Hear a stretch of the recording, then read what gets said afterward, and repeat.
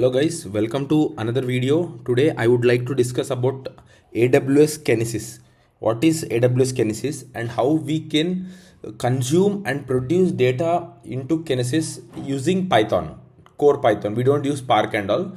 Using Spark will be my next video.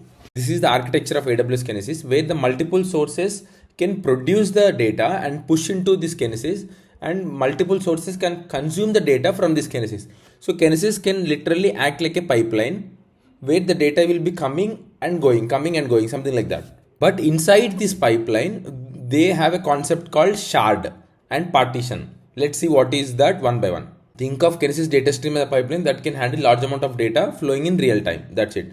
The stream is divided into small units called shards. Each shard can hold and process its own data records. So inside the shards only we'll have the actual data record, the sequence number and everything, the partition key and everything. So data record is nothing but the data which we are pushing it. So each record consists of sequence number, the partition key and the actual data. Data blob is nothing but the actual data. And there are two types of Kinesis streams which we can create. One is on demand, one is provision. Provision means you have to create the stream and keep it live always. On demand means whenever the data is coming, it gets provisioned automatically. And also charges for on demand will be whenever we push the data, and provision will be continuously charged. Retention period, the default is 24 hours. Whatever the data is pushed, it stays for 24 hours. And if you want more, we have to increase the retention period while creating the stream, which we are going to do now. The producer is nothing but the one who is pushing the data into this data stream. Consumer is nothing but the person who is consuming the data. It can be Glue, it can be some Spark job, it can be any kind of consumer. So now the concept is shard. If you see inside the pipeline, there will be multiple shards. So what is each shard? So a shard is like a small bucket inside the stream that holds data records. So group of data records can be called as one shard, something like that. If we have millions of data coming, so group of 10 records or 20 records, whatever the size we give, it can become one shard. If you see here, a shard is like a smaller bucket inside the stream that holds data records. It provides a fixed amount of data processing power. So each shard can handle up to 5 read requests per second and 1000 write requests per second. So into a shard, we can at any point in time we can read 5 requests and we can write 100 requests into a shard. If you need more capacity, you need to add more shards to our pipeline. I mean, the number of shards here needs to be increased. That's it. And the next is partition key. While writing the data, we need to for sure give the partition key, which is very much useful, because if the partition key, for suppose we are writing stock related information, all the different types of stocks information is flowing into the Kinesis stream. So whenever the specific company, for suppose if you are writing about Apple, Nvidia and all, so all the information related to Apple can go to a single shard. All the information related to the Nvidia can go to the single shard. So if you want to partition the data like that, you can give the partition key in the shard, so that the data related to the specific category will be stored in this specific shard only. There will not be the mixture of data, like it's not like first in first out. And I'll show you in the real time what exactly and how to use the partition key. Sequence number is nothing but the unique number assigned to each and every data record which we are publishing into the stream. Guys, now let's see how do we create Kinesis stream in AWS. Okay, now we have to go to Kinesis service and just click on Kinesis data stream. This is for Firehouse. This is Kinesis with Apache Flink, which we are going to make next. Click on this create stream and give the stream name whatever you want. I'm giving it as stock stream. And as we discussed, the capacity mode, on demand and provision. Provision means it will be always up and running, and it will be build every second. On demand means whenever we get the data, it will be built. The capacities and read capacity and write capacity for those has been mentioned. If you mentioned here, when you provision, you can increase the number of shards. But on demand, it has the default capacity. So if you want to have the control over shard, you can just click on provision and just increase the number you want. That's it. But I'll go with on demand because it's just a testing purpose. And all these are default, and you can just click on create stream. Once you click on create stream, I already have it, so I'm not clicking on. I'll just get a thing like this, and you can, and this gets active in a minute. and we have every detail here. And now if you see, this is the page where our stream got created now. And if you go to monitoring page, you can view the number of records which are put into our stream, number of records which are fetched from our stream, and everything. If you see, I have some records. The get records means it's trying to read the incoming data. Some kind of monitoring we can do in this page, and we can change the configurations in this page, and we can query the data as well. You have to just select the shards. If you give 10 shards, we'll get 10 here. But right now, I have selected on-demand capacity type. By default, we get 4 shards, and we can just select the shard we want. I mean, while pushing the data into the data stream, we can find out to which shard our partition is going to be written. I'll show you in the logs. Using the APIs, we can find out this particular partition is going to so and so shard. This particular partition is going to so and so. That kind of information we can get it. So based on that, if you have that information and if you want to query, you can query it. So just select the shard you want, and there are the few positions which we have. Latest means whatever is the latest, we will get it. And trim origin means from starting whatever we have, we'll get that. And if you want to, because as we have discussed in the theory part, for every data record we'll have a sequence number, right? So if you have the specific sequence number, just click on it and provide that value, and get record, you'll get so and so exact record. And after a sequence number, like if you have a specific sequence number, you want to get the data after that sequence number, just give that number and you'll get all the data and all. We'll query it and see everything. And if you have any time range, you can even query that as well. Just click on the time and minutes, you'll get it everything. That's it. Right now I don't have anything, so I got nothing.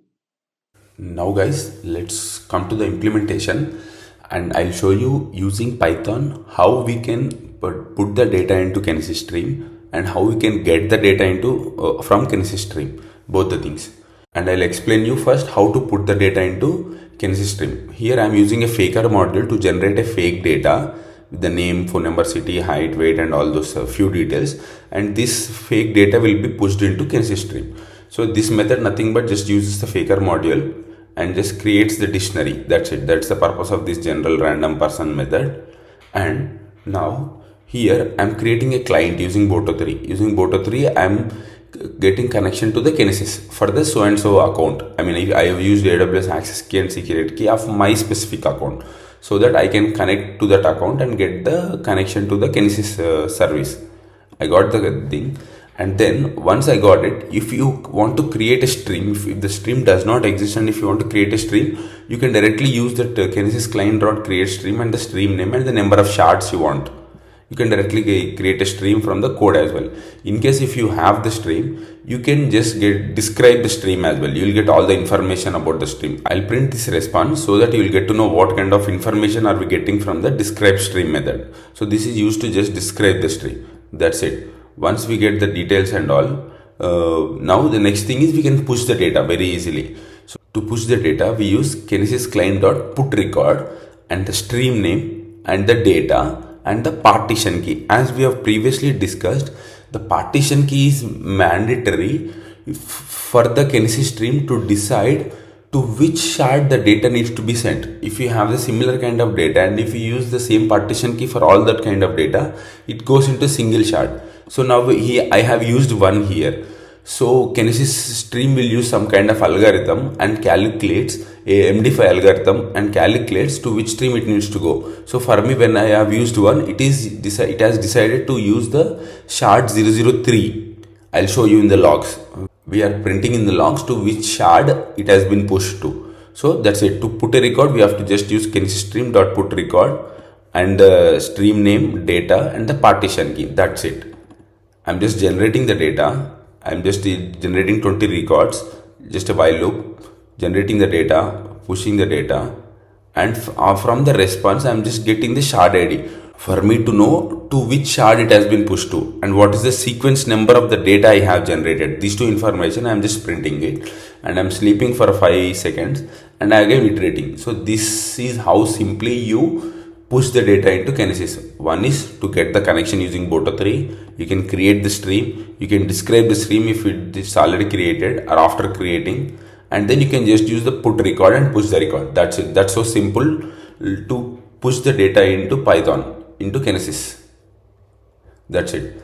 The next code which I'm going to show you is how to get the data from the stream using Python. Similarly, I'm just getting the boat using Boto3. I'm just getting the Kinesis connection, and that's it. And I see the same old method. I can describe the stream, and so that I'll get all the shards present in that stream. Here, I'm just describing the stream, and I'm just printing the complete stream information. So we'll get every detail present in the stream. I'll print it so that you'll get an idea. When I run, I'll show you. And here I'm just getting the list of shards. So we got the list of all the shards. So we are iterating each shard. I mean, here I have hard coded into 3 only, because in my logs when I wrote, I got to know that the partition key equal to 1 is writing only into third partition. So I don't have to iterate other shards. It's waste of time. So I am just iterating third shard only. That's why I've hard coded the shard ID. That's it. And here in Kinesis, before fetching the data, you need to create the shard iterator first, because inside the shard itself we have multiple data blobs, right? So to read one by one blob, we need to iterate. So using Kinesis client, we have to first create the shard iterator using the shard ID, shard name, and the shard iterator type. If we go to the UI and if you go to data viewer, here we have seen before. I told you previously that there are multiple types of starting position. Latest means which fetches all the latest records from starting at a specific sequence number only, after specific sequence number on timestamp.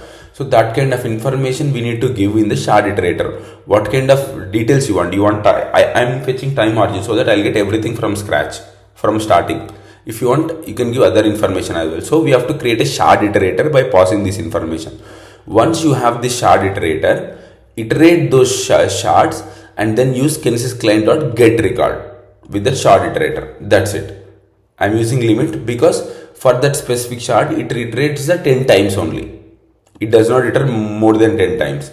If you want to iterate 10, 15, 20, 100 times in the same shard, you can just increase the limit here. That's it. So this response will have the data. The response of records will have the actual data. Here I am iterating those records, and the record of data will have the actual data. In this record response, we'll have data and other details also, like the shard ID and everything. But we want only, I'm just printing the data. If there is no data, I'm just printing no new records. That's it. So that's it. This is how we get the data from the Kinesis stream. It's so simple. We have to use, first we have to, for getting the data, we have to first create a shard iterator on the type of iterator type you want. Based on the shard ID, I have just hard coded, but you can loop through and iterate each and every shard. And once that is done, once the shard iterator is created, based on the shard iterator, you have to use again Kinesis client.get record that shard iterator, and inside that shard iterator, how many times it has to iterate? 10. That's it. And this record response will have our actual data. That's it. This is how we fetch the data from the Kinesis using Python. So, but as this was not very much into the industry standardization of coding, so I have just asked ChatGPT to reorganize this code by giving this code so that it can create in the industry standard format. That's it. So that's how I have created this Kinesis put and Kinesis get. That's it. Nothing else. The same code which I have showed to you, I've given to ChatGPT and asked it to reorganize it in a better format. That's it. So that's how this code has been generated. It is just created a separate main method and separate methods and all. That's it. So I'll just run this. You'll get an idea. Now I'll just run the Kinesis put.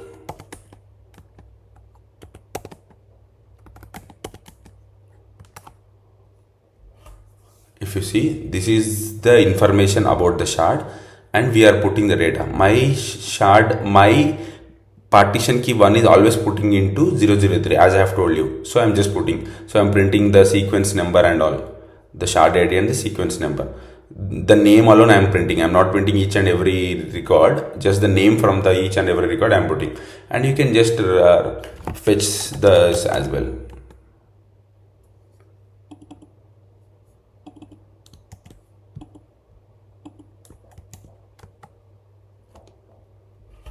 See, we are able to fetch the data. That's it. We are just printing the data, right? That's how we are just fetching the data. That's it. Whatever is being there, we are just printing it. See the record. This is for put.